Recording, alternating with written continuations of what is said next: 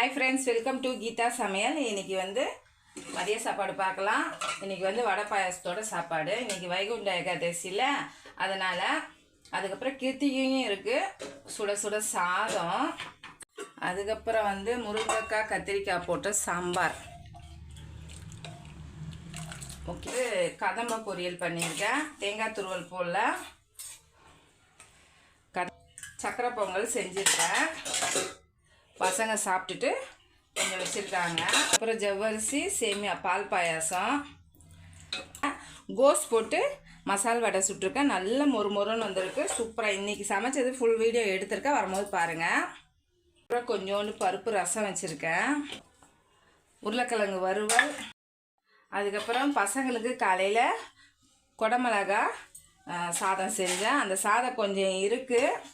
அதுக்கப்புறம் குடமிளகாவும் இருக்குது பொரியல்.